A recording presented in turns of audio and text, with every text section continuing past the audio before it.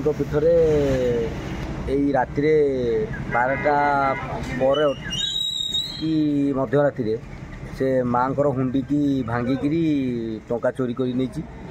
ଆଗରୁ ମଧ୍ୟ ବାହାରେ ବରଗଛ ମୂଳେ ଥିବା ମାର ଆଖି, ସୁନା ଆଖି, ରୂପା ଚିତା, ସୁନା ଚିତା ସବୁ ଏମିତି ଚୋରି କରିକି ନେଇଥିଲା 7-8 ମାସ ତଳେ। ଏବେ ଏଇ ରାତିରେ ମଧ୍ୟ ଦାନ ବାକ୍ସ ହୁଣ୍ଡି ଭାଙ୍ଗିକି ନେଇଛି। ଆପଣ ସନ୍ଦେହ କରୁଛନ୍ତି ଲୋକାଲ ନା ନାଇଁ କି କୌଣସି ଦୁର୍ବୃତ୍ତ ବାହାର ଲୋକ? ସନ୍ଦେହ କ'ଣ ଆମେ ଆଉ କାହାକୁ କରିବୁ? ଆମେ କେମିତି ଜାଣିପାରିବୁ? ଆମେ କରୁଛୁ କ'ଣ ସେଇ ନିଶା ଖାଇବା ବାଲା ସବୁ କରୁଥିବେ, ଆଉ କ'ଣ କରିବେ?